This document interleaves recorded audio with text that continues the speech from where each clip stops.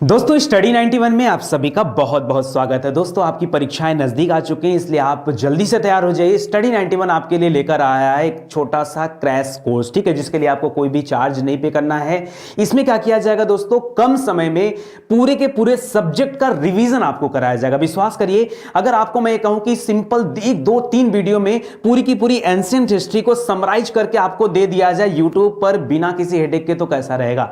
आपको कहा जाए कि पूरी की पूरी मिडावल हिस्ट्री सिर्फ 2 क्लास में आपको पढ़ने के लिए मिलेगी। क्लास खूब लंबी रहेगी, 1.5 घंटे 2 घंटे की क्लास रहेगी, ठीक है, लेकिन पूरी मिडावल हिस्ट्री एक छोटा सा पॉइंट्स भी आपको छोड़ा नहीं जाएगा और पूरा का पूरा रिवीजन कराया जाएगा। क्यों? क्योंकि ये रिवीजन पैकेज है आपके एग्जाम के लिए, ठीक है। लास्ट टाइम अगर आप पढ़ के जाएंगे तो बेशक आपके एग्जाम में बहुत सारे पॉइंट फंसने वाले हैं, चाहे आप किसी भी एग्जाम की तैयारी कर रहे हो, ठीक है। अभी हाल फिलहाल में आपके बहुत सारे वनडे एग्जाम होने वाले हैं या कोई भी एग्जाम होने वाला है, देखिए स्टैटिक पॉइंट वहां पर डिस्कस किए जाएंगे और इस तरह के जो वीडियोस दिए जाएंगे ये सुबह के 10 बजे आपको स्टडी 91 के यूट्यूब चैनल पर अवेलेबल करा दिए जाएंगे, ठीक है। आप किसी भी परीक्षा की तैयारी कर रहे हो, चाहे पुलिस की तैयारी कर रहे हो, टीचिंग एग्जाम की तैयारी कर रहे हो, यूपीपीएससी की तैयारी कर रहे हो, यूपी ट्रिपल एससी की तैयारी कर रहे हो, लेखपाल दे रहे हो, कुछ भी दे रहे हो, कोई भी एग्जाम, आप बैंकिंग एग्जाम दे रहे हो, डिफेंस एग्जाम दे रहे हो, देखिए कोई भी एग्जाम देंगे, लेकिन आपके जो स्टैटिक पार्ट होते हैं, जैसे जो सब्जेक्ट के पार्ट होते हैं, मैं कहूं हिस्ट्री, ज्योग्राफी, पॉलिटी, साइंस, ये तो फिक्स होते हैं ना,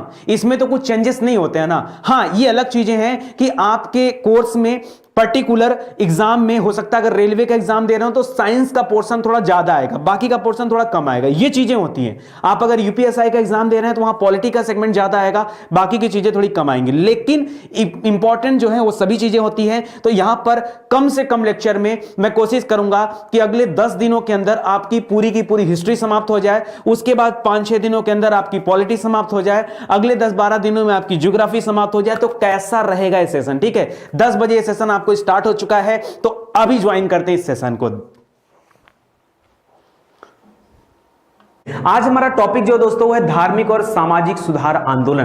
भारत में बहुत सारे सामाजिक सुधार हुए, तो उन सुधारों के अंतर्गत बहुत सारी संस्थाएं बनी हैं, बहुत कुछ निर्माण हुआ है, बहुत सारे व्यक्तियों का नाम जाना जाता है, तो उन सभी तथ्यों के बारे में हम लोग पढ़ने चलते हैं। इसके पहले दोस्तों हम लोगों ने गवर्नर जनरल को 2 पार्ट में पढ़ा था, जिसमें डिटेल से मैंने आपको गवर्नर जनरल के बारे में बताया था। आज ये वाली टॉपिक जब समाप्त हो जाएगी तो अगली टॉपिक हमारा आएगा 1857 की क्रांति और कांग्रेस का निर्माण, ठीक है, उस पर बातचीत किया जाएगा। चलो पहले आज की टॉपिक पर बातचीत कर लेते हैं। लेकिन आज सबसे पहले अगर धार्मिक सामाजिक सुधार आंदोलन की बात करते हैं तो आपके दिमाग में सबसे पहली बात जो बननी चाहिए वो क्या है, ब्रह्म समाज की। क्यों? क्योंकि ब्रह्म समाज के जो संस्थापक थे, नाम क्या था उनका, जल्दी से बताइए। ब्रह्म समाज की स्थापना किसने किया था? राजा राम मोहन राय जी ने। किसने किया था? राजा राम मोहन राय जी ने। ये कोई राजा व्यक्ति नहीं थे, लेकिन फिर भी इनको राजा की उपाधि दिया जाता है, ठीक है। राजा राम मोहन राय जी को राजा की उपाधि दिया गया था। किसने दिया था? तो मुगल शासक था जिसका नाम था अकबर द्वितीय। क्या नाम था? अकबर द्वितीय। उसने राजा राम मोहन राय को क्या दिया था? राजा की उपाधि दे रखा था। अच्छा, क्यों इनका नाम सबसे पहले आता है? क्योंकि भारत में काफी समय से चली आ रही बहुत सारी कुप्रथाएं थी, उन कुप्रथाओं को समाप्त करने के लिए जो सबसे पहला कदम उठाया वो किसने उठाया था? राजा राम मोहन राय ने। याद रखिए, इनके अपने ही घर का मामला था। इनकी भाभी, इनके भैया जी के देहांत के बाद इनकी भाभी को सती होना था। क्या होना था? सती। सती कैसा आप कह सकते हो कुप्रथा था, जिसमें महिलाओं को जिंदा जला दिया जाता था। या तो स्वयं को क्या कर दें, अग्निकुंड के हवाले कर दें, अगर नहीं करती थी तो समाज उनको क्या करता था, ले जा करके जलती हुई महिलाओं को आग पर बिठा दिया जाता था। क्यों? क्योंकि ऐसी महिलाएं जिनके पति का देहांत हो गया है, उनको जीने का कोई अधिकार उस समय तक नहीं था। तो इसके लिए कानून बनाया, किसने बनवाया? किसके साथ मिलकर के? राजा राम मोहन राय ने। उस समय जो गवर्नर जनरल थे जिनका नाम था लॉर्ड विलियम बेंटिक। क्या नाम था? Lord William Bentinck. तो विलियम बेंटिक के साथ मिलकर के दोस्तों याद रखिए 1828 में एक कानून बना, जिसके तहत भारत से सती प्रथा को क्या कर दिया गया? समाप्त कर दिया गया। एक कुप्रथा थी, ये कमियां थी, उस कमियों को समाप्त करने के लिए राजा राम मोहन राय जी को याद किया जाता है। इसीलिए जब कभी पूछा जाता है कि आधुनिक भारत का पिता किसे कहते हैं, तो पिता का संज्ञा इनको दे दिया गया। आधुनिक भारत का पिता किसे कहते हैं? राजा राम मोहन राय जी को, ठीक है। या अग्रदूत किसे कहा जाता? आधुनिक भारत का अग्रदूत, पुनर्जागरण का पिता, ये तमाम नाम दिया जाता है इस तरह से। खास करके पुनर्जागरण का पिता कहा जाता है। पुनर्जागरण माने क्या होता है? जागरण। जागरण जो शब्द है उसका मतलब होता है उठना। जागरण करना माने उठ जाना, जाग जाना, और पुनर्जागरण माने फिर से जाग जाना, यानी भारतीय पहले से जगे हुए थे, बस उनको एक बार फिर से जगाना था। ठीक है, तो याद रखिए पुनर्जागरण का पिता कहा जाता है किसे? राजा राम मोहन राय जी को। ब्रह्म समाज इनके द्वारा स्थापित किया गया सबसे बड़ा समाज था। 1828 में क्या किया था? राजा राम मोहन राय जी ने ब्रह्म समाज की स्थापना किया था। आगे चल के ब्रह्म समाज कई सारे हिस्सों में बढ़ जाता है, क्यों? क्योंकि यहीं से बनता आदि ब्रह्म समाज, ठीक है, और ब्रह्म समाज, इस तरह से नवीन ब्रह्म समाज, इस तरह से बहुत सारी संस्थाएं बनती है। लेकिन शुरुआत के समय में ब्रह्म समाज की जो पहली इकाई थी उसको किसने स्टार्ट किया था? राजा राम मोहन राय जी ने स्टार्ट किया था। ठीक है, इसीलिए इनको जाना भी जाता 1828 ये सन याद रखेगा। ठीक है, आगे लिख रहा ब्रह्म समाज मूर्ति पूजा, तीर्थ यात्रा, ठीक है, मूर्ति पूजा, तीर्थ यात्रा, कर्मकांड आदि का विरोध करता था। क्या करता था? ये जो ब्रह्म समाज था इसमें जितने भी मेंबर थे वो मूर्ति पूजा को नहीं मानते थे। भगवान की पूजा आप मूर्तियों में करते हैं ना, ठीक है, तो मूर्ति पूजा को नहीं मानते थे, वो किसी तरह की तीर्थ यात्रा को नहीं मानते थे, वो किसी तरह के कर्मकांड को नहीं मानते थे। ठीक है, तो याद रखेगा ये ब्रह्म समाज क्या करता था? इन तथ्यों को नहीं मानता था। राजा राम मोहन राय ने अपने जीवन में बहुत सारे काम किए, जैसे अगर हम 1815 की बात कर लें, कब? 1815 ईस्वी की बात कर लें तो दोस्तों आत्मी सभा का स्थापना किया था। किसने? आत्मी सभा की स्थापना राजा राम मोहन राय जी ने 1815 में किया। आगे चल के दोस्तों हिंदू 1815 में ही दोस्तों इन्होंने एक हिंदू कॉलेज की भी स्थापना किया था। क्या नाम था? हिंदू कॉलेज। दो कॉलेज की स्थापना में इनका योगदान है, एक है हिंदू कॉलेज, दूसरा है वेदांत कॉलेज। वेदांत कॉलेज तो दोस्तों 1825 में बना था, ठीक है, लेकिन हिंदू कॉलेज की बात करें तो ये 1815 से 17 के दौरान जो है इस हिंदू कॉलेज के लिए उन्होंने कार्य किया था। ठीक है, तो याद रखें कितनी चीजें बन जाती हैं। ब्रह्म समाज 1828 में परीक्षा में पूछा ही जाता है, हिंदू कॉलेज 1815 से 1817 परीक्षा में पूछा जाता है, आत्मी सभा परीक्षा में पूछा जाता है, उसके अलावा वेदांत कॉलेज 1825 में पूछा जाता है। ये सभी मोस्ट इंपॉर्टेंट प्रश्न है। ठीक है, मैं राजा राम मोहन राय के बारे में बताते बताते इन सारे तथ्यों को भी बताते चल रहा हूं कि परीक्षा में कहीं से भी कुछ आए तो आपको गलती किसी भी हाल में नहीं करना है। आगे देखते हैं दोस्तों, अगला पॉइंट दे रहा है राजा राम मोहन राय को नव जागरण का अग्रदूत कहा जाता है। ठीक है, पुनर्जागरण का, नव जागरण का, बहुत सारे नाम आते हैं यहां पर। ठीक है, तो पुनर्जागरण का अग्रदूत कहा जाता है या सुधार आंदोलन का प्रवर्तक कहा जाता है। सबसे पहले कुप्रथाओं को समाप्त करने के लिए कदम किसने बढ़ाया था?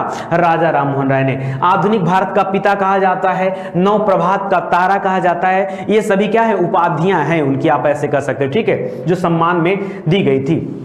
राजा राम मोहन राय को भारतीय पत्रकारिता का भी अग्रदूत माना जाता है। ठीक है, भारतीय पत्रकारिता का अग्रदूत क्यों माना जाता है? दोस्तों इनके द्वारा काफी सारी रचनाएं की गई हैं, उन रचनाओं के बारे में भी अभी मैं आगे आपको बताऊंगा, तो याद रखिएगा। तो परीक्षा में ये सभी तथ्य आपसे लगातार पूछे जाते हैं, लोग कंफ्यूज रहते हैं हमेशा।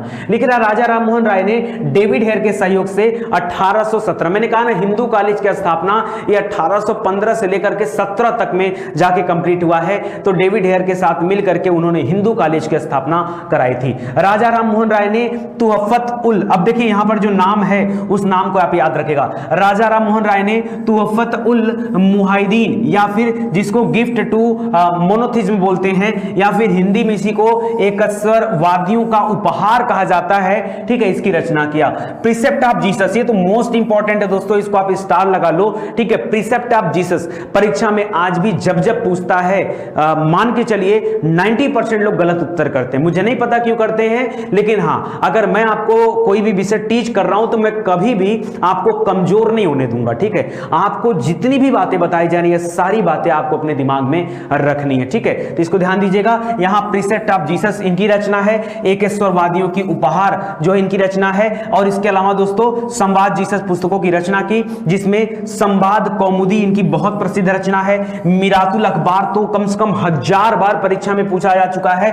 और एक और है अंग्रेजी में दोस्तों ब्रह्मोनिकल। ठीक है, ब्रह्मोनिकल, क्या नाम है? ब्रह्मोनिकल, एक पत्रिका इनकी। ठीक है, तो याद रखेगा मैगजीन है ब्रह्मोनिकल। ये ब्रह्मोनिकल, संवाद कौमुदी और मिरातुल अखबार, दोस्तों हाथ जोड़कर निवेदन इसे पढ़ लीजिएगा, परीक्षा में आएगा यार, मैं आपको भी बता दे रहा हूं। देखो आएगा परीक्षा में, निवेदन है, इसको आप कभी मत भूलिएगा। अगर राजा राम मोहन राय के बारे में पढ़ रहे हैं तो ये वो पॉइंट्स हैं जो, देखिए आप पता है अपने कंपटीटर को पीछे कैसे छोड़ सकते हो। आपका कंपटीटर भी राजा राम मोहन राय के बारे में यही सारे तथ्य पढ़ता है, लेकिन जो जो चीजें सही हैं वो कैसे पढ़ा जाए, तो याद रखें दोस्तों कमजोर कहां है, उसको पता है ब्रह्म समाज के स्थापना के बारे में, आपको भी पता है, आप उसको बीट नहीं कर सकते। उसको वेदांत कॉलेज, आत्मी सभा, हिंदू कॉलेज सब पता, आप उसको बीट नहीं कर सकते। आप उसको बीट कहां से कर सकते हो, इस वाले पॉइंट से कर सकते हो, इस वाले पॉइंट से। क्यों? क्योंकि उसको संवाद कौमुदी, मिरातुल अखबार, ब्रह्मोनिकल, प्रिसेप्ट ऑफ जीसस और एकेश्वरवादियों को उपहार, ये जो रचनाएं हैं राजा राममोहन राय की, यहां पर उसको कंफ्यूजन है। तो आप अपने कंपटीटर को यहीं पे पीछे छोड़ सकते हो, ठीक है। तो आप समझो कि आप इस कंपटीशन के मैदान में आगे कैसे जाओगे, आपको दूसरे की कमी पता होना चाहिए और दूसरे की कमी यही है, ठीक है। तो इसको याद, नहीं बिलीव है ना, तो अपने किसी दोस्त के पास जाओ, उससे पूछना ब्रह्म समाज, वो बता देगा। उससे पूछना कि पुनर्जागरण का पिता किसे कहा जाता है, सब बता देगा। वेदांत कॉलेज, आत्मी सभा सब बता देगा। लेकिन उससे जरा ये पूछना कि एकेश्वरवादियों को उपहार या प्रीसेप्ट ऑफ जीसस किसकी रचना है, 4, 5, 6 ऑप्शन भी दे देना तो भी नहीं बता पाएगा।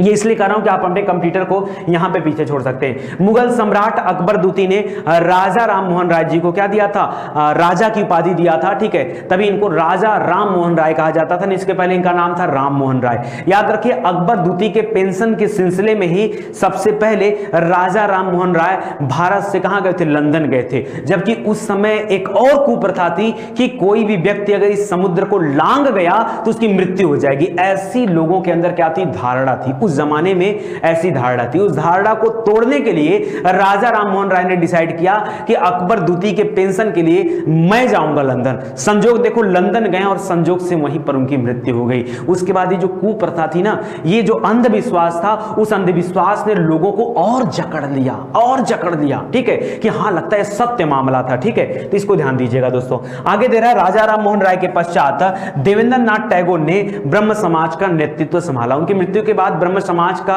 संभालने का कार्य किसने किया, देवेंद्र नाथ टैगोर ने किया। तो इनको भी याद रखेगा। आगे चल के दोस्तों देवेंद्र नाथ टैगोर का नाम एक जगह और आप सुनोगे, जब कभी परीक्षा में पूछा जाता है कि तत्वबोधिनी सभा की स्थापना किसने किया था, तो याद रखिएगा देवेंद्र नाथ टैगोर ने किया था। तत्वबोधिनी कैसे याद रखेंगे, मान लीजिए परीक्षा में भूल गया तो ब्रह्म समाज तो प्रसिद्ध है, याद रहता है। अब अगर देवेंद्र नाथ टैगोर तत्वबोधिनी भूल गया तो चलो, अगर मैं आपकी बात करूं दोस्तों, तो आपका शरीर 5 तत्वों से मिलकर बना, आप मानते हो कि नहीं?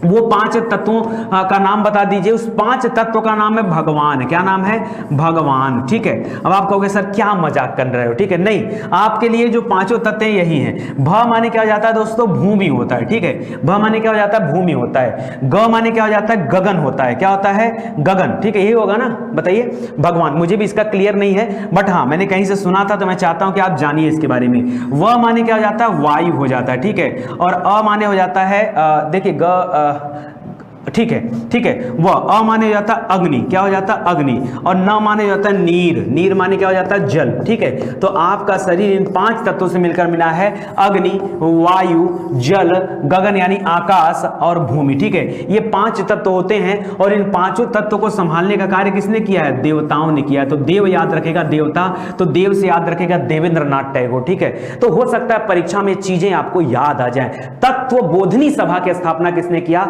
तो भैया देव ने किया है। तत्व का निर्माण देवताओं ने किया है, देव से देवता याद रखेगा, तो देवेंद्र नाथ टैगोर आपको याद हो जाएगा। हो सकता हो मेरी ये बातें आपको परीक्षा में 1 नंबर दिला दे, ठीक है, दिला देगी, बिल्कुल दिला देगी, अगर आप इस तरह से पढ़ते हुए चलेंगे तो। करा इसके पश्चात दोस्तों केशव चंद्र सेन ने क्या किया, ब्रह्म समाज का नेतृत्व किया था। और आगे चल के केशव चंद्र सेन ने ही ब्रह्म समाज को 2 हिस्सों में बांट भी दिया था, ठीक है। तो उसको भी याद रखेगा, इंपॉर्टेंट है।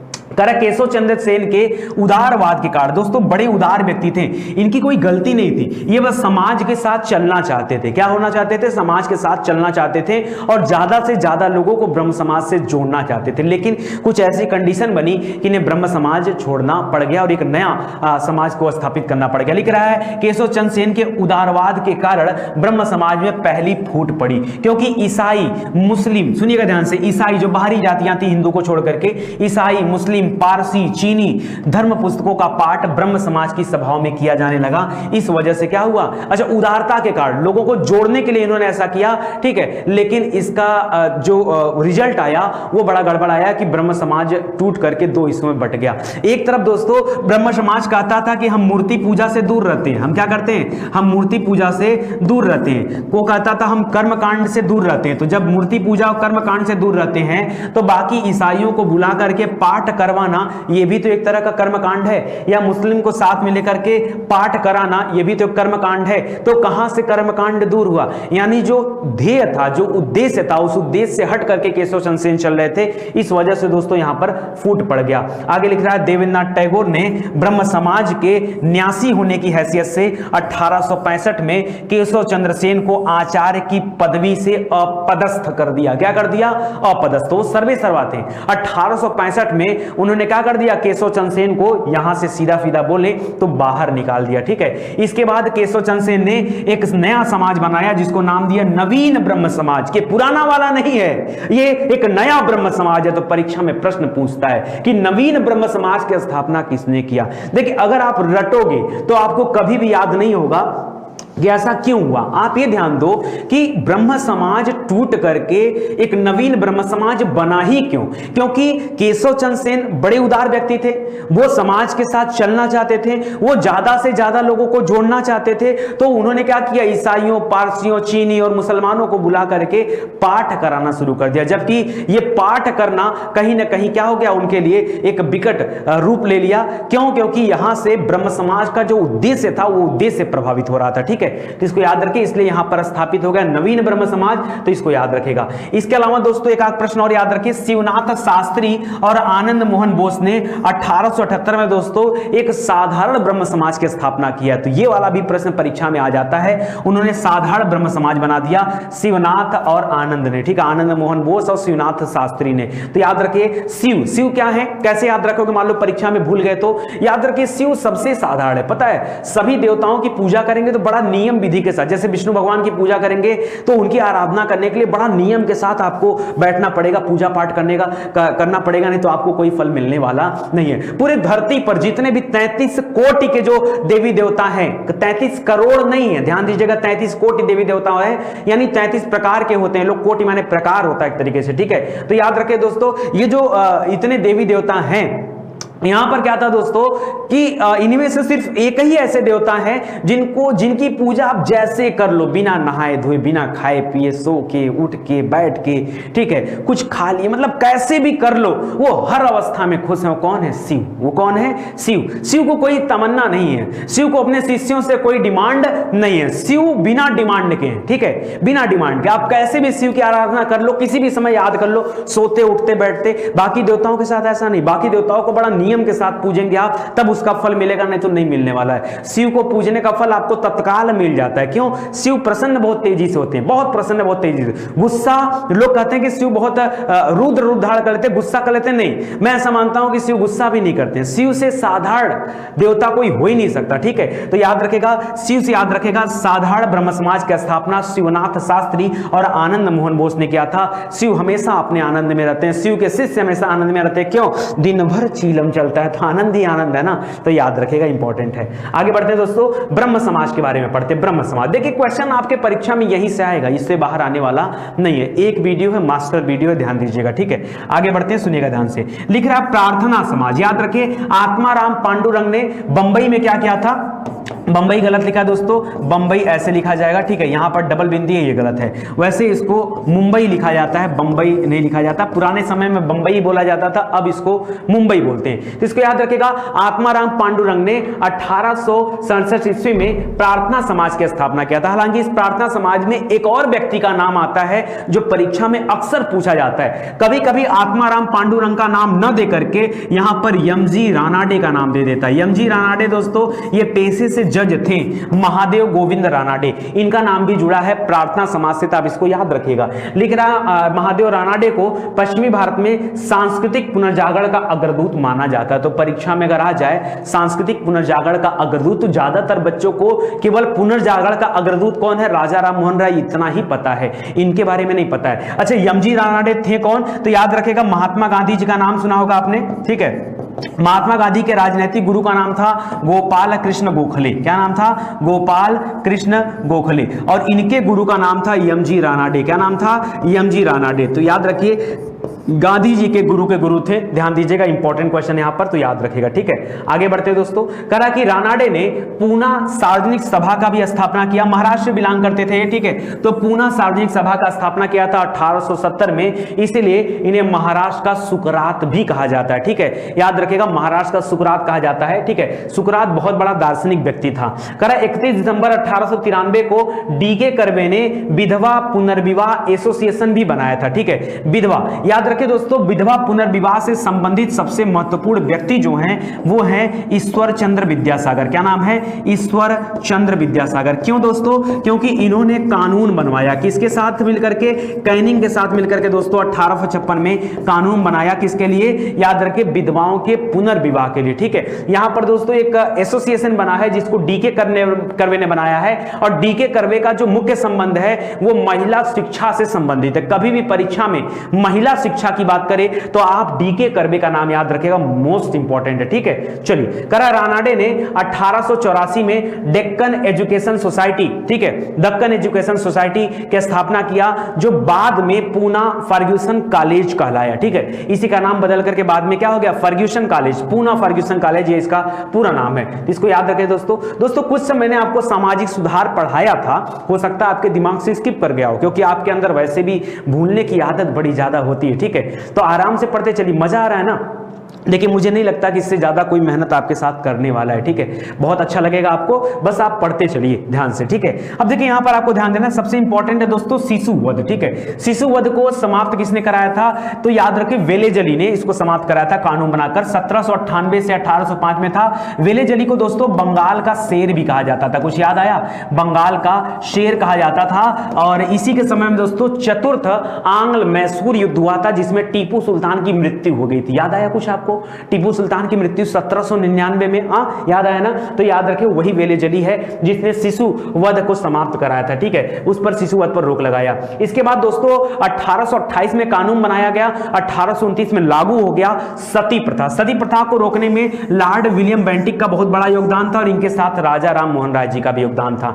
इसी तरह से दोस्तों 1842 में कानून बना था दास प्रथा के लिए। एलनबरो का नाम सुना होगा, एलनबरो ने इसको बनाया था, और 1843 में यह लागू हो गया। दास प्रथा पर रोक लग गया। सबसे ज्यादा गुलाम या दास किसके पास थे? 2.5 लाख से अधिक दास था फिरोज शाह तुगलक के पास। तुगलक वंश का शासक था, ठीक है। गयासुद्दीन तुगलक, मोहम्मद बिन तुगलक, फिर आपका फिरोज शाह तुगलक। 2.5 लाख गुलाम उसके पास थे, सबसे ज्यादा गुलाम का रिकॉर्ड बनाया था, ठीक है। इसके बाद दोस्तों विधवा पुनर्विवाह जो 1856 में आया था, कैनिंग के समय में आया था, और इसी में मैंने नाम लिया था ईश्वर चंद्र विद्यासागर का। इसको भी याद रखेगा, इंपॉर्टेंट है। इसके बाद नेटिव मैरिज एक्ट आया था, जिसमें आपके लिए जो बताया गया था इंटरकास्ट मैरिज वाली बात की गई थी, ठीक है। उसको याद रखेगा। ये 1872 में आया था, मैंने बताया था सिविल की परीक्षा में खूब पूछा जाता है। नॉर्थ ब्रुक के समय में आया था, ठीक है। अंतरजातीय विवाह को यहां पर प्रचलित कर दिया गया था, ठीक है। इसको याद रखेगा, ये इंपॉर्टेंट है। इसके अलावा दोस्तों एज ऑफ कंसेंट एक्ट आया था, ये लैंसडाउन के समय में आया था, जहां पर लड़कियों के जो विवाह की उम्र आई थी उसको यहां पर के 12 वर्ष जो है निश्चित किया गया। आगे चल के दोस्तों शारदा एक्ट आएगा इरविन के समय में, जहां से एज को फिर से बढ़ा दिया जाता है, लड़कियों की विवाह का आयु 14 वर्ष यहां पर कर दिया जाता है, ठीक है। तो इसको याद रखेगा। इसी क्रम में दोस्तों आगे पढ़ते हैं वेद समाज के बारे में, ठीक है। वेद समाज, याद रखें दोस्तों, वेद समाज की बात करें तो के श्री धरालू, धरलू नहीं होता है, इनका पूरा नाम है के श्री धरालू नायडू। क्या नाम है? धरालू नायडू, ठीक है। तो इसको याद रखेगा। इन्होंने मद्रास में वेद समाज की स्थापना किया, और कब किया? तो याद रखेगा 1864 में किया। ये किसे अपना गुरु मानते थे? ये केशव चंद्र सेन को अपना गुरु मानते थे। वही केशव चंद्र सेन जिनको 1865 में आचार्य की पदवी से हटा दिया गया था, और आगे चल के उन्होंने नवीन ब्रह्म समाज की स्थापना किया था, ठीक है। मैं उन्हीं की बात कर रहा हूं। तो याद रखेगा धरालू नायडू, इन्होंने वेद समाज की स्थापना किया। कैसे याद रखेंगे? ठीक है, देखिए नाम में ही लगा है के श्री श्री श्री धरालू नायडू, ठीक है। ऐसे करके बना लीजिए। तो जो वेद के पाठ करते हैं वो बड़े महर्षि होते हैं, तो याद रखेगा के श्री धरालू। इनके नाम में मुझे लगता है आपको याद हो जाना चाहिए, तो इंपॉर्टेंट है, ठीक है, ध्यान दीजिएगा। इसी क्रम में दोस्तों आगे है आर्य समाज। आर्य समाज बड़ा ही प्रसिद्ध समाज था, ठीक है। आर्य समाज की स्थापना स्वामी दयानंद सरस्वती जी ने किया था, ठीक है। 1875 ईस्वी में मुंबई में इसकी स्थापना की गई थी, ठीक है, 1875 में दयानंद सरस्वती ने किया था। लिख रहा है दयानंद सरस्वती ने एक हैशटैग चलाया था, हैशटैग जैसे आज चलता है ना, उसी तरह से हैशटैग चला हुआ था, वेदों की ओर लौटो। क्या नाम था? वेदों की ओर लौटो। और शुद्धि आंदोलन, जो कोई अपना मतलब धर्म बदल लिया हो, एक बार फिर से उसको हिंदू धर्म में आने की छूट है, तो वेदों की ओर लौटो। और शुद्धि आंदोलन के प्रवर्तक कौन थे? याद रखिए स्वामी दयानंद सरस्वती। इनका ये दोनों हैशटैग बड़ा चला था। लिख रहा है आर्य समाजियों ने छुआछूत, जाति भेद, बाल विवाह का विरोध किया तथा विधवा पुनर्विवाह और अंतर जाति विवाह का समर्थन किया। आज भी आप देखते होंगे दोस्तों कि अगर कभी अंतरजातीय विवाह की बात आती है तो आप जाते हो हाई कोर्ट, वहां से जो है मैरिज सर्टिफिकेट बनाते हैं, वहां जाकर कोर्ट मैरिज करते हैं, और वो मैरिज तभी मान्य होता है जब आर्य समाज में आप विधिवत शादी करते हैं, क्योंकि आर्य समाज आपके अंतरजातीय विवाह को मान्यता देता है। तो आर्य मंदिर में जाकर के, आर्य समाज का जो मंदिर होता है वहां जाकर के आपको शादी रचानी पड़ती है, ठीक है, जिसको याद रखेगा। अच्छा, बहुत लोगों को जिनको पता नहीं होगा वो जान जाएंगे। कोई पूछेगा किसने बताया था तुमको, बताएंगे वो लोग। नितिन सर स्टडी 91 पर एक दिन बताए थे कि कैसे जो इंटरकास्ट मैरिज होता है, ठीक है। पहले जाना होगा आर्य समाज मंदिर पर, रजिस्ट्रेशन कराना होगा, वहां शादी हो जाएगा, फोटो खींच लिया जाएगा, उसके बाद हाई कोर्ट जाते हैं या डिस्ट्रिक्ट कोर्ट जाएंगे, जहां पर आपको जो है अगर आप एज आपका हो गया है, ठीक है, तो आप वहां पर अपना विवाह कर सकते हैं, ठीक है। तो ये चीजें होती है, ठीक है, बता देना। आगे बढ़ते हैं। स्वामी दयानंद सरस्वती द्वारा शुद्धि आंदोलन चलाया गया, जिसके अंतर्गत जो भी लोग, जो भी व्यक्ति हिंदू धर्म का परित्याग कर दिए थे किसी न किसी वजह से, वो एक बार फिर से हिंदू धर्म में वापसी कर सकते थे। ऐसे में दोस्तों बहुत सारे हिंदू क्या हो गए? वापसी किए थे, ठीक है। शुद्धि आंदोलन चलाया था आर्य समाजियों ने, ठीक है। कह रहा आर्य समाज ने गो रक्षा आंदोलन चलाया था। गाय की रक्षा के लिए सबसे पहला कदम किसने उठाया था? तो याद रखिए गो रक्षा आंदोलन आर्य समाजियों द्वारा तैयार किया गया, और गो रक्षणी सभा की जगह जगह स्थापना किया गया, ठीक है। पूरे जिले जो होते थे उस जिले में छोटे छोटे खंड बनाकर गौ रक्षणी सभा बनाई गई और गाय की रक्षा के लिए प्लान तैयार किया गया, ठीक है। दयानंद सरस्वती ऐसे प्रथम सुधारक थे जिन्होंने शूद्र तथा स्त्री को भी वेद पढ़ने का अधिकार दिया। इसके पहले दोस्तों यह अधिकार नहीं था, शूद्रों को यार वेद छूने का अधिकार नहीं था, पढ़ने की बात तो बहुत दूर थी। स्त्रियों को वेदों से अलग रखा जाता था, मंदिरों में इनका प्रवेश नहीं होता था। मंदिर केवल बाकी के 3 लोगों के लिए बने थे, ब्राह्मण, क्षत्रिय और वैश्य के लिए। उसमें शूद्र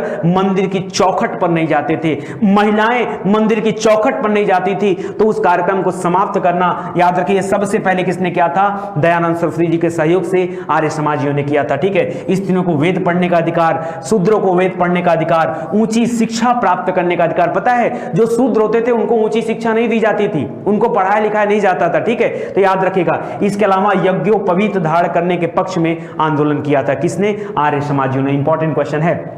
दयानंद सरस्वती के बचपन का नाम क्या था? कभी कभी परीक्षा में पूछ लेता है। मूल शंकर, याद रखेगा मूल शंकर। देखिए दयानंद सरस्वती की प्रमुख पुस्तकों में दोस्तों 2-3 किताबें हैं, 2-3-4 किताबें हैं, चारों को याद रखेगा। एक तो सत्यार्थ प्रकाश है, ये इतनी बेहतरीन किताब है, मेरे पास समय नहीं मिल रहा है कि मैं सत्यार्थ प्रकाश की किताब को पढ़ूं, बड़ी इच्छा हो रही है। क्यों? क्योंकि मुझे इस तरह से जो आध्यात्मिक किताबें होती हैं ये पढ़ने का बड़ा शौक है, लेकिन अभी तो कंपटीशन के अलावा मैं कुछ देख भी नहीं पा रहा हूं कि क्या हो रहा है, ठीक है, टाइम नहीं मिल पा रहा। तो 1875 में आई थी ये सत्यार्थ प्रकाश, बड़ी अद्भुत किताब है। इसके अलावा पंच महायज्ञ विधि, ठीक है, ये 1874 में आया था, ये भी याद रखेगा।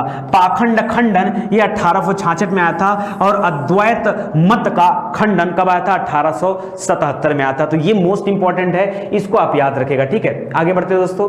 दयानंद ने छूटे धर्मों का खंडन करने के उद्देश्य से 1867 में पाखंड खंडनी पताका हरिद्वार के कुंभ में लहराया कि जो लोग भी झूठे धर्म चलाते हैं, ठीक है, उनका खंडन किया था किसने? दयानंद सरस्वती ने।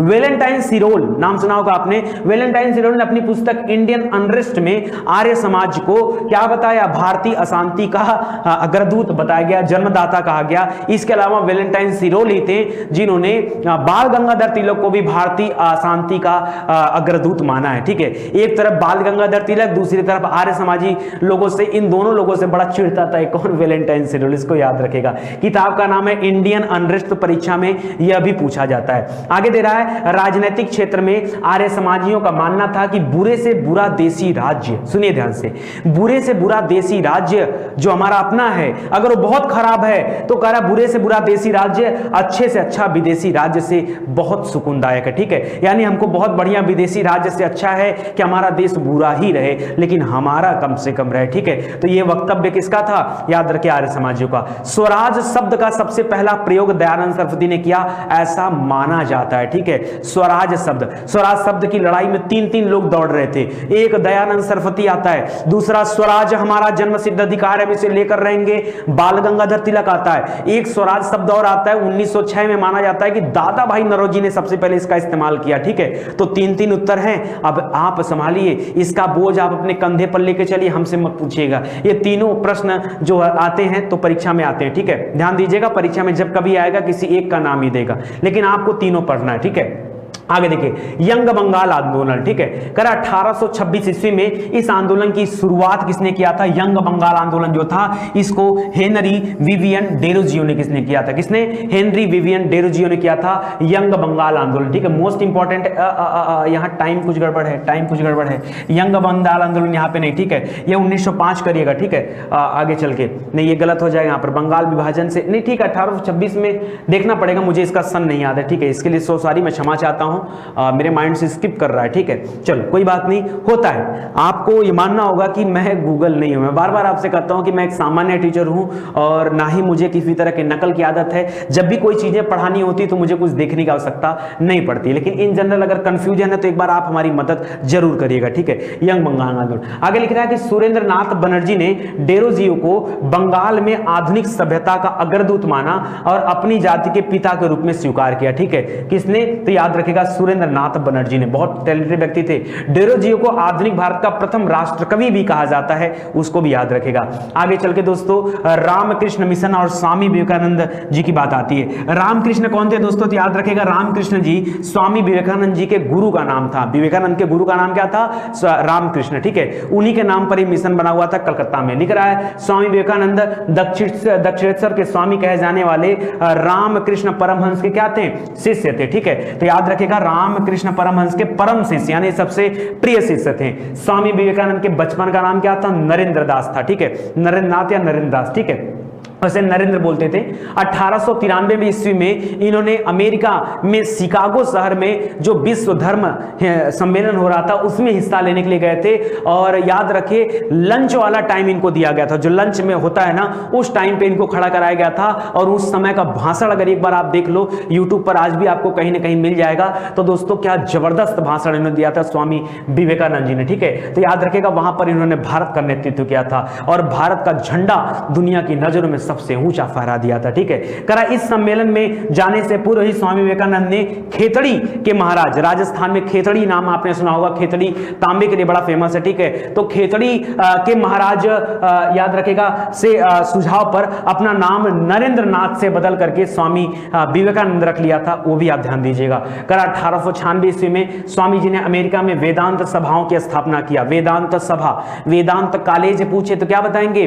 तब राजा राम मोहन राय बताएंगे ये वेदांत सभा है। और 1896 वही साल है जिस साल अल्फ्रेड नोबेल ने डायनामाइट के खोज करते समय उनकी मृत्यु हो गई थी। ठीक है, याद रखेगा। 1897 में विवेकानंद ने रामकृष्ण मिशन की स्थापना किया। इसका मुख्यालय कलकत्ता के पास में एक जगह है वेल्लूर। ठीक है, वेल्लूर मठ का नाम भी सुना होगा, वेलूर मठ का नाम। ठीक है, वहीं पर रामकृष्ण मिशन खोला गया।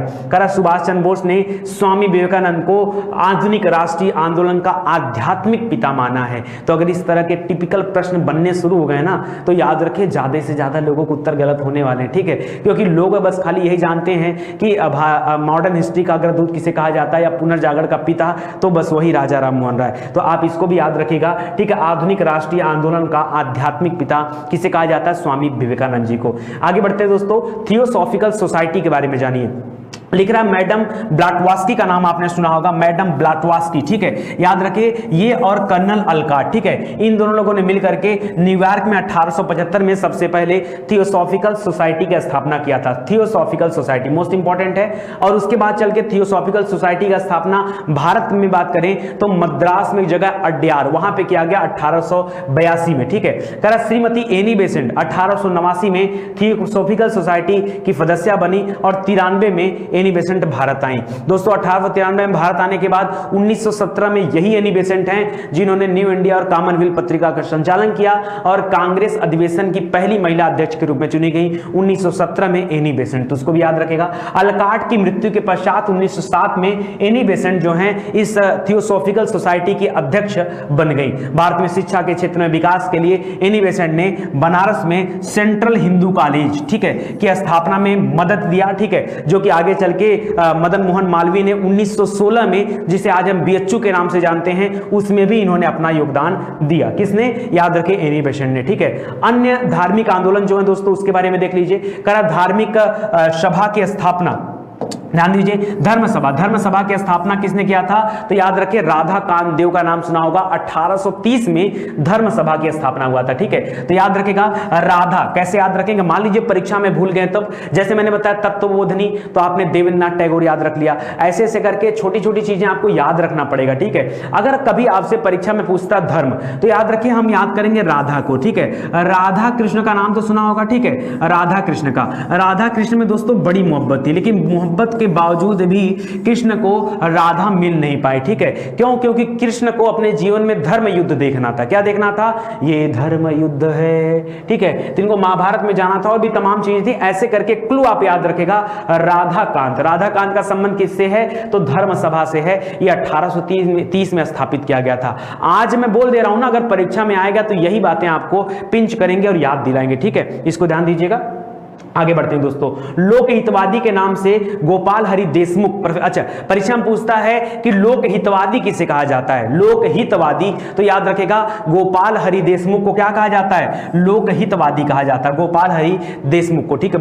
मोस्ट इंपॉर्टेंट, इसको याद रखेगा। करा देव समाज की स्थापना, ये तो मैंने पहले बता दिया। देव समाज की स्थापना किसने किया था? शिव नारायण अग्निहोत्री ने किया था, देव, ठीक है। तो शिव देव याद रखेगा, इंपॉर्टेंट है। बहराम जी मालाबारी ने वर्ष 1908 में सेवा सदन की स्थापना किया, तो इसको भी याद रखेगा, सेवा सदन, ठीक है। तो सेवा सदन से याद रखे, सदन माने होता घर, और राम जी का जीवन ऐसा था जिन्होंने घर उनके जीवन में नसीब नहीं हुआ। क्यों? अरे छोटे थे तो पढ़ने चले गए, पढ़ के आए, जब शासन संभालने का हुआ, धीरे धीरे बड़े हो रहे थे, तब तक वनवास चले गए, वनवास से लौट कर आए, तब तक सीता चली गई, तो कभी घर नसीब नहीं हुआ। याद रखे बहराम जी, ठीक है, बहराम जी मतलब बाहर ही बाहर इनका जीवन कट गया। तो बहराम जी का जो संबंध है वो किससे है? सेवा सदन से। 1908 में सेवा सदन की स्थापना हुआ है। भारतीय सेवक समाज, जिसे सर्वेंट ऑफ इंडिया सोसाइटी के नाम से जाना जाता है, हिंदी में नाम है वो इंग्लिश में नाम है, ठीक है। सर्वेंट ऑफ इंडिया सोसाइटी 1905 में गोपाल कृष्ण गोखले ने इसकी स्थापना किया था, इसको भी याद रखेगा।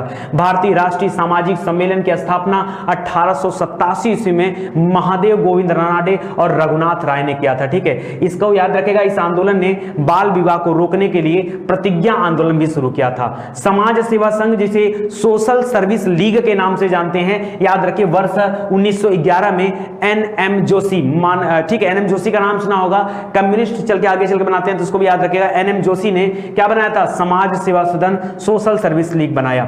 रहनुमाई मजद्यासन संस्था ने रफ्त गुफ्तार, ठीक है, इसमें रफ्त गुफ्तार में दोस्तों एमजी रानडे का भी योगदान है, ठीक है। सत्यवादी पत्रिका का भी किया था प्रचारण, ठीक है। इसके बाद दोस्तों मुस्लिम सुधार आंदोलन आ जाता है। थोड़ी सी चर्चा हम इसके बारे में भी कर लेते हैं। जैसे मुस्लिम सुधार आंदोलन की बात करें तो सर सैयद अहमद खां की बात आती है। सर सैयद अहमद खां मोस्ट इंपॉर्टेंट है। इन्होंने जो है साइंटिफिक इंडिया सोसाइटी की भी स्थापना किया 1875 में, उसको भी याद रखेगा। अलीगढ़ आंदोलन को चलाया किसने? तो याद रखिए सर सैयद अहमद खान ने। सर सैयद अहमद खान ने पीरी मुदीरी प्रथा को खत्म करने की वकालत की। कौन सी? पीरी मुदीरी प्रथा तथा तहजीब उल अखलाक, जिसे सभ्यता और नैतिकता कहा जाता है, इसके लिए संबंधित पत्रिका थी, तो उसका भी यहां पर इन्होंने प्रकाशन किया। करम मोहम्मद कासिम ननौतवी और रशीद अहमद गंगोही 1866 में देवबंद में इस्लामी मदरसे की स्थापना किया। देवबंद एक जगह का नाम है उत्तर प्रदेश में, जहां पर इस्लामी मदरसे की स्थापना किसने किया है? तो याद रखेगा कासिम ननौतवी ने, ठीक है, और रशीद अहमद ने किया है, ठीक है। तो वैसे परीक्षा में आने वाला नहीं है, ये बड़े छोटे छोटे प्रश्न है, लेकिन फिर भी मैंने कहा कि एक बार आपके दिमाग में डाल दिया जाता है, ठीक है। सिबली नुमानी ने देवबंद का ही समर्थन किया था, ठीक है। करा सिबली नुमानी ने नदवतल उलेमा, उलेमा करिएगा, उलमा नहीं होगा, यहां पर उलेमा होगा, उलेमा का नाम सुना होगा, ठीक है, उलेमा तथा दारुल उलूम की स्थापना किया था। तो इसको आप याद रखेगा, उलेमा और दारुल उलूम की स्थापना किसने किया था? तो शिबली नुमानी ने किया था, इंपॉर्टेंट है। मिर्जा गुलाम अहमद, ये तो आप याद ही रखिएगा, मोस्ट इंपॉर्टेंट है। 1889 में अहमदिया आंदोलन चलाया था मिर्जा गुलाम अहमद ने, अहमद से अहमदिया आंदोलन याद रखेगा। 1864 में सर सैयद अहमद खान ने साइंटिफिक सोसाइटी ऑफ इंडिया की स्थापना किया और 1877 में अलीगढ़ मुस्लिम एंग्लो ओरिएंटल कॉलेज की भी स्थापना किया, उसको भी याद रखेगा। यही कॉलेज आगे चल के 1920 में अलीगढ़ मुस्लिम यूनिवर्सिटी के रूप में क्या हो गया, परिवर्तित हो गया। अहमदिया आंदोलन याद रखेगा, ये जिहाद का विरोध किया गया था। इसमें मिर्जा गुलाम अहमद ने मसीहा तथा महदी होने के बाद धरती पर कृष्ण तथा ईसा मसीह के अवतार होने का दावा भी किया था। ठीक है, याद रखिए मुसलमानों के धर्म से संबंधित थे, लेकिन इन्होंने कृष्ण और ईसा मसीह के अवतार को माना था, यानी अवतारवाद को मानने वाले थे मिर्जा गुलाम अहमद। ठीक है, लिख रहा 1930 में सर्वप्रथम द्विराष्ट्र का सिद्धांत किसने दिया था, मोहम्मद इकबाल ने दिया था। इसके अलावा इंकलाब जिंदाबाद का नारा भी किसने दिया था, मोहम्मद इकबाल ने दिया था। ठीक है, तो इकबाल को याद रखेगा, द्विराष्ट्र का सिद्धांत की भारत को 2 राष्ट्रों में बढ़ जाना चाहिए, ये सिद्धांत उन्होंने दिया था। इकबाल ने अपनी पुस्तक बंग-ए-दर्रा में पहली बार इंकलाब शब्द का भी प्रयोग किया, तो उसको भी आप ध्यान रखेंगे। ठीक है, बस एक आखिरी पेज और 1-2 पेज ध्यान दीजिएगा। निम्न जाति आंदोलन के बारे में पढ़ लीजिए, परीक्षा में यहां से भी प्रश्न आ सकता है। निम्न जाति आंदोलन लिख रहा है, निम्न जाति आंदोलन की शुरुआत सर्वप्रथम महाराष्ट्र से शुरू होती है और 1873 में मुंबई में, नाम सुना होगा आपने, ज्योतिबा फूले का नाम। ठीक है, सत्य शोधक समाज की स्थापना इन्होंने किया था, ज्योतिबा फूले ने। ठीक है, और उसके तहत दोस्तों ये हरिजनों के लिए करके एक आंदोलन इन्होंने चलाया था। ठीक है, ज्योतिबा फूले ने गुलामगिरी नामक किताब लिखा है, गुलामगिरी याद रखेगा। वर्ष 1924 में अंबेडकर ने बंबई में बहिष्कृत हितकारी, इसको याद रखेगा दोस्तों, इसमें स्टार लगा लीजिए, ये प्रश्न आपकी परीक्षा के लिए मोस्ट इंपॉर्टेंट है। ठीक है, परीक्षा में पूछता है बहिष्कृत हितकारिणी सभा की स्थापना किसने किया।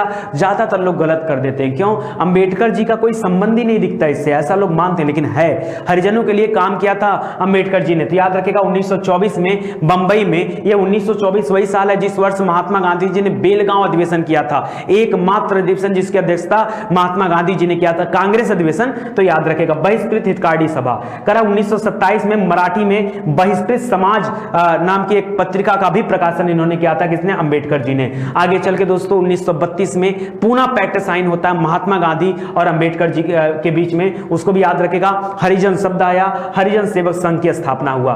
दक्षिण भारत में ईवी रामास्वामी नायकर ने 1920 में, याद रखेगा, आत्मसम्मान आंदोलन चलाया था, आत्मसम्मान। ठीक है, रामास्वामी नायकर ने आत्मसम्मान आंदोलन चलाया था। अन्य आंदोलन सुधार में दोस्तों 2-3 बातें और याद रखेगा, जैसे परीक्षा में हमेशा पूछा जाता है विधवा पुनर्विवाह, तो आपको मैंने बताया ईश्वर चंद्र विद्यासागर का नाम आना चाहिए, 1856 याद आना चाहिए, लॉर्ड कैनिंग याद आना चाहिए। ठीक है, ये सब याद आना चाहिए। डीके कर्वे ने 1916 में मुंबई में प्रथम महिला विश्वविद्यालय की स्थापना किया। इसके अलावा याद रखेगा विधवा पुनर्विवाह एसोसिएशन से भी संबंधित रहे डीके कर्वे। ठीक है, नेटिव मैरिज एक्ट जो 1872 में आया था, इसमें अंतरजातीय विवाह को मान्यता दिया गया था, उसको भी आपको याद रखना है। इसके अलावा सती प्रथा का अंत लॉर्ड विलियम बेंटिक ने किया, ठगी प्रथा का अंत विलियम बेंटिक ने किया था, यह भी कर्नल स्लीमैन की सहायता से। दास प्रथा का अंत किसने किया, एलन बरो ने। और शारदा एक्ट किसने लाया था, इरविन ने लाया था।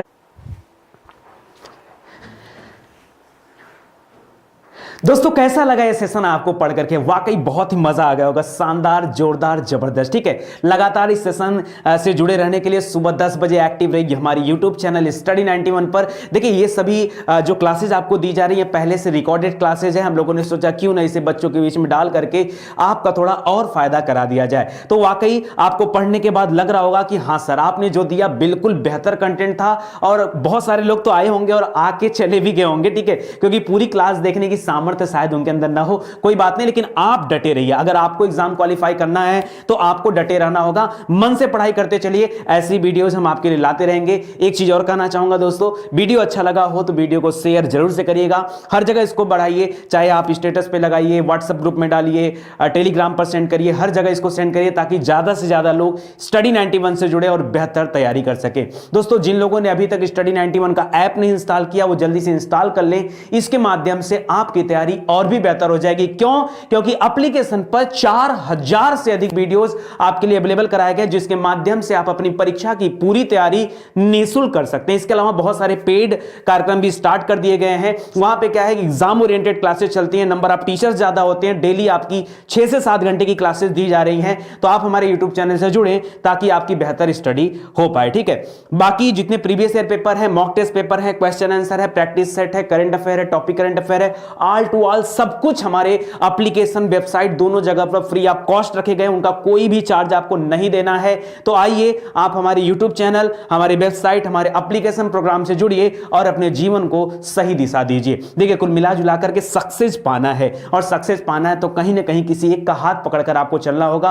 अगर आपको लगता है कि स्टडी 91 इसके लिए बेहतर है तो आप हमारे साथ जुड़ सकते हैं, ठीक है। आप सभी का धन्यवाद। वीडियो को आगे बढ़ाइए। Thank you so much. जय हिंद, जय भारत।